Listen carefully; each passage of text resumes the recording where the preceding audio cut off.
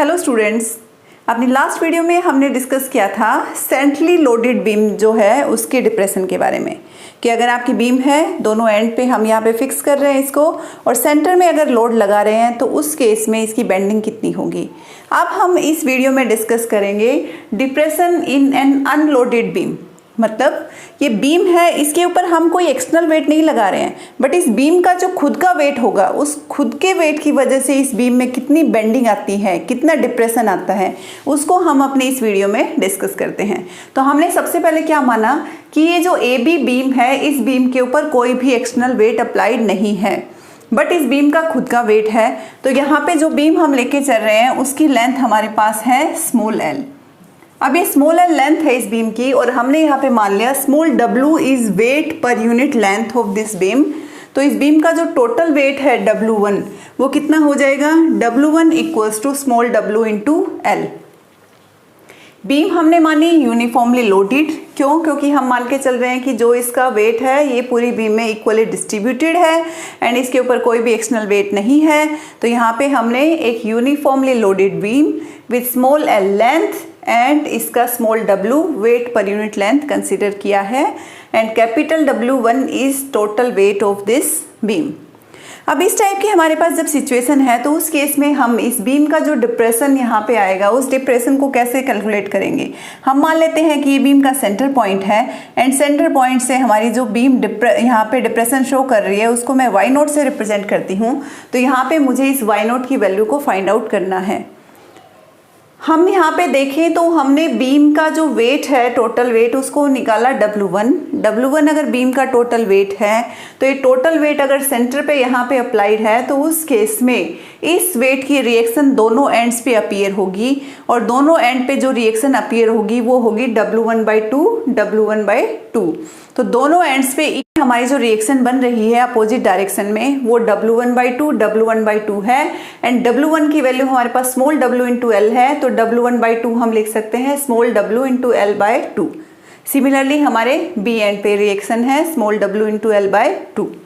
अब ये हमें पता लग गया कि इस बीम पे इस टाइप से हमारा वेट ये लगे हुए हैं पर्टिकुलर पॉइंट्स पे। अब हम प्रोसीड करेंगे जैसे हमने अपनी लास्ट वीडियो में प्रोसीड किया था कि हमने अगेन इस बीम पे एक पी पॉइंट कंसीडर किया और इस पी पॉइंट को हम कंसीडर कर रहे हैं एक स्टेबल पॉइंट, एक इक्विलिब्रियम पोजीशन, कि इसके पीछे जो आपकी बीम का पोर्शन है उसमें कोई भी बेंडिंग नहीं हो रही है।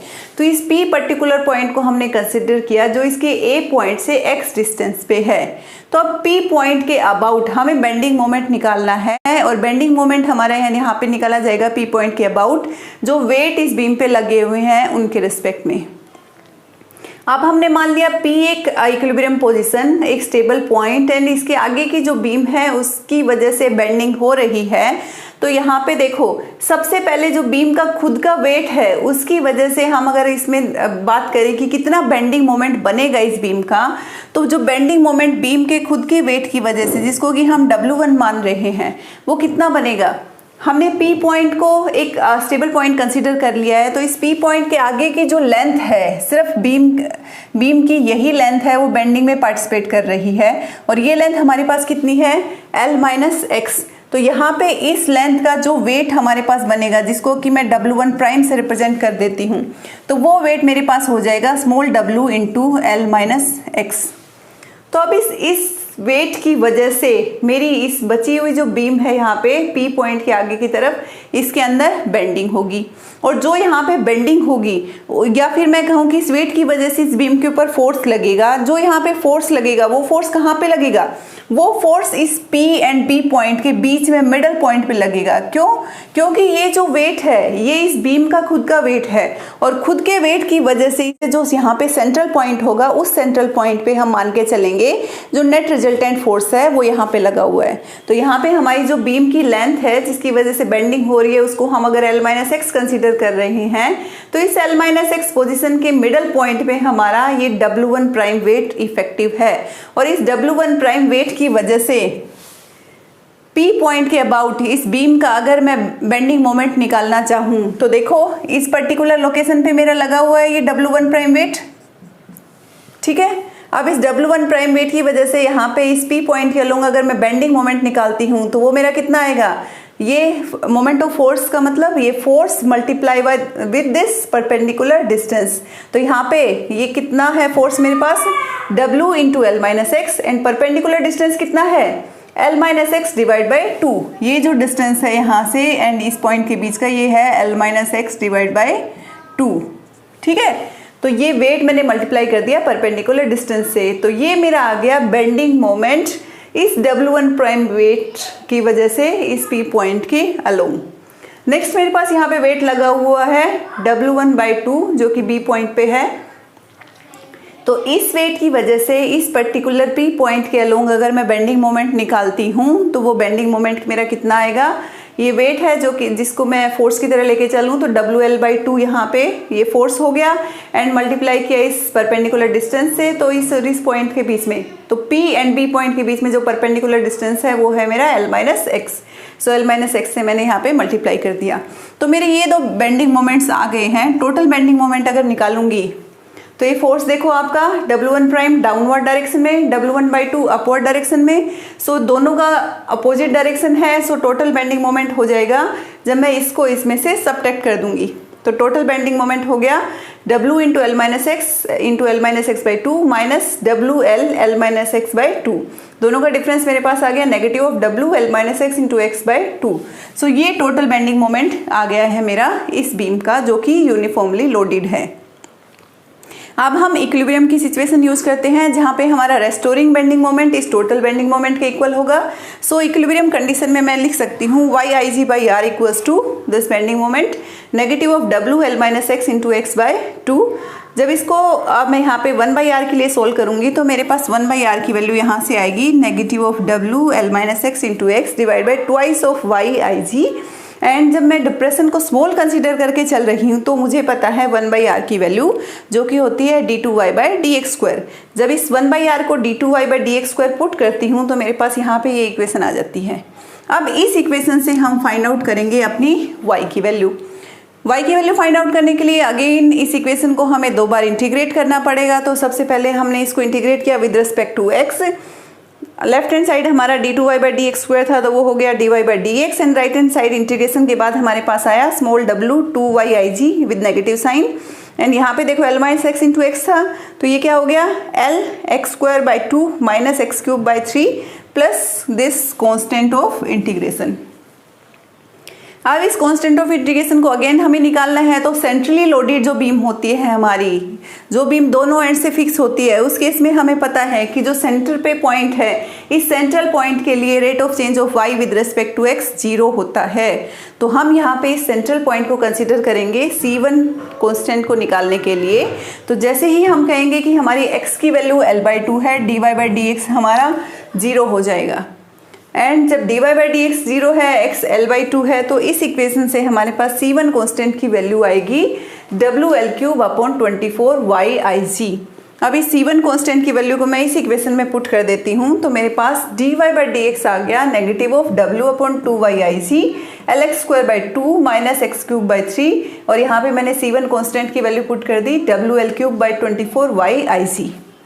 इन दोनों फैक्टर्स को जब मैं कंबाइन करूंगी तो यहाँ से मुझे मिलेगा W अपॉन 2yig ब्रैकेट के अंदर है l cube by 12 minus lx square by 2 and plus का मेरे पास है x क्यूब बाई 3 क्योंकि इस नेगेटिव साइन को मैंने अब अंदर ले लिया है ब्रैकेट के साथ। ठीक है, तो ये मेरी वैल्यू आ गई dy बाई dx। वैल्यू मुझे फाइंड आउट करनी है y की, तो इसका मतलब इस इक्वेशन को अगेन मैं इंटीग्रेट करूंगी विद रिस्पेक्ट टू x और फिर से जब इसको x के रिस्पेक्ट में इंटीग्रेट किया तो मेरे पास y की वैल्यू ये आ गई। लेकिन इसमें इंटीग्रेशन कांस्टेंट मेरे पास अगेन है C2। अब इस C2 की वैल्यू फाइंड आउट करने के लिए मुझे चाहिए x एंड y की वैल्यू। अब मुझे पता है कि जब मेरी x की वैल्यू 0 होगी, इस पर्टिकुलर फिक्स पॉइंट की बात करूंगी, तो उस केस में y भी 0 होगा और x 0 है और y 0 है, देन C2 की वैल्यू भी 0 हो गई है। तो इस C2 की वैल्यू को जब यहाँ पे पुट करेंगे तो मेरे पास y जो डिप्रेशन है उसकी वैल्यू आ जाएगी W upon 2yig l cube x by 12 minus lx cube by 6 plus x raise to power 4 by 12 and ये y की वैल्यू आ गई है मेरे पास इस पर्टिकुलर P पॉइंट पे। लेकिन मुझे डिप्रेशन कहाँ निकालना है, इस सेंट्रल पॉइंट पे, क्योंकि सेंट्रल पॉइंट पे जो यूनिफॉर्मली लोडेड बीम है उसका मैक्सिमम डिप्रेशन होगा। तो इस मैक्सिमम डिप्रेशन को मुझे निकालना है, तो मैं पॉइंट कंसीडर करूंगी इस सेंट्रल पॉइंट को, और x की वैल्यू वहाँ पे होगी L/2। सो जब x L/2 होगा, y की वैल्यू होगी y0। इन दोनों वैल्यूज़ को जब इस इक्वेशन में पुट करेंगे तो यहाँ से मुझे y0 की वैल्यू मिलेगी W/2yig L⁴/24 minus L⁴/48 plus L⁴/192। जब इन तीनों को मैं यहाँ पे एलसीएम लेके सोल्व करूंगी तो मेरे पास आएगा 5 टाइम्स ऑफ WL⁴/384yig। ये क्या हो गई, this is value of y0। ये जो मेरा मैक्सिमम डिप्रेशन यहाँ पे सेंट्रल पॉइंट पे है उसकी वैल्यू मेरे पास आ गई है। इस वैल्यू को जब मैं W1 की फॉर्म में लिखना चाहूंगी, ये टोटल वेट है बीम का, इसकी फॉर्म में लिखना चाहूंगी तो यहाँ से मैं स्मॉल w इंटू एल को लिख सकती हूँ W1। तो ये क्या हो जाएगा, 5 times of W1 into L³ divide by 384yig। इसको मैं लिख सकती हूँ 5/8 ब्रैकेट के अंदर W1 L³ बाई 48yig। अब जो ब्रैकेट के अंदर टर्म है वो हमारा डिप्रेशन है for a centrally loaded beam, कि अगर मेरी बीम है जिसको कि मैं वेटलेस कंसीडर कर रही हूँ और इसके सेंटर पे मैं कोई W वेट लगा रही हूँ, तो उस W वेट की वजह से इस बीम के अंदर जो डिप्रेशन आया वो डिप्रेशन मेरे पास इतना आया था, जो कि हमने अपनी प्रीवियस वीडियो में डिस्कस किया था।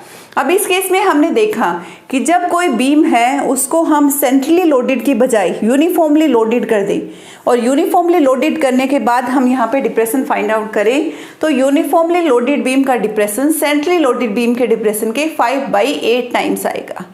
ठीक है, अब हमारे पास ये टोटल डिप्रेशन आ गया है y0। अब मैं बात करूं कि मेरी जो बीम है उसका area of cross section rectangular form में है, तो रेक्टेंगुलर बीम के लिए मेरे पास IG की वैल्यू है। इस IG की वैल्यू को जब मैं यहाँ पे पुट करूंगी तो मेरे पास यहाँ से आ जाएगा depression for a rectangular beam. And जब मैं सर्कुलर बीम की बात करूंगी तो उस केस में मुझे IG की वैल्यू रखनी पड़ेगी πr⁴/4। एंड यहाँ से मुझे मिलेगा एक सर्कुलर बीम के लिए मेरा डिप्रेशन। तो इस टाइप से हमने देखा कि आपकी जो बीम है उसको हमने यहाँ पे दो एंड पे सपोर्ट दे रखा है, तो उसको जब हम यूनिफॉर्मली लोडेड फॉर्म में लेके चलें कि बीम है उसके खुद के वेट की वजह से डिप्रेशन की बात करें तो वो डिप्रेशन हमारा इतना आता है। एंड अगर ये बीम है इसका rectangular area of cross section है तो इसकी बेंडिंग इतनी होगी, इसका डिप्रेशन इतना होगा। एंड जब बीम आपकी सर्कुलर बीम की फॉर्म में है तो उस केस में डिप्रेशन इतना होगा। अब ये जो फॉर्मूला यहाँ पे आए हैं आपके डिप्रेशन के, इनसे आप आइडिया लगा सकते हो कि अगर आप अपनी बीम को दो एंड पे सपोर्ट कर देते हैं, उस केस में अगर रेक्टेंगुलर बीम है देन जो डिप्रेशन है that is directly proportional to L³। Length जितनी ज़्यादा होगी उतना डिप्रेशन ज़्यादा होगा। Inversely proportional to breadth and depth. Breadth जितनी ज़्यादा होगी डिप्रेशन उतना ही कम होगा, एंड डेप्थ के रिस्पेक्ट में भी डिप्रेशन उतना ही कम होगा। बट ब्रेथ एंड डेप्थ का फैक्टर अगर हम कंपेयर करें तो डेप्थ के क्यूब के इन्वर्सली प्रोपोर्शनल है एंड ब्रेथ की सिंगल पावर के इन्वर्सली प्रोपोर्शनल है। तो इसका मतलब है कि डेप्थ का ज़्यादा फैक्टर यहाँ पे कंट्रीब्यूट करता है। डेप्थ में जितना ज़्यादा चेंज होगा डिप्रेशन उतना ही ड्रास्टिकली चेंज होगा। सिमिलरली अगर एक सर्कुलर बीम है तो उसकी रेडियस है, वो रेडियस आपके बीम के डिप्रेशन को इफेक्ट डाल रही है। लेंथ अगेन डायरेक्टली प्रोपोर्शनल है कि लेंथ की अगर हम बात करें कि बीम हम अभी लंबी बीम ले रहे हैं, लेंथ हम बढ़ा रहे हैं बीम की, तो उस केस में डिप्रेशन है वो बढ़ जाएगा। ये y0 की वैल्यू बढ़ जाएगी जितनी लंबी हमारी बीम होगी उसके अकॉर्डिंग। बट रेडियस है बीम की R4 वो इन्वर्सली प्रोपोर्शनल है, y0 R⁴ की इन्वर्सली प्रोपोर्शनल है। इसका मतलब इस बीम की रेडियस जितनी ज़्यादा होगी उतना ही ये जो बेंडिंग है वो कम होगी। तो इस टाइप से हमने यहाँ पे देखा कि जो बीम आपकी है अनलोडेड बीम है, जिसको कि हम यूनिफॉर्मली लोडेड बीम भी कह सकते हैं, उसमें किस किन फैक्टर्स पे डिप्रेशन डिपेंड करता है एंड जो डिप्रेशन हमें मिलता है फाइनली उसको हम कैसे कैलकुलेट कर सकते हैं। सो आई होप आपको ये आर्टिकल क्लियर हुआ होगा। अगर इसमें कोई भी डाउट है तो उसको आप पूछ सकते हैं। Thank you.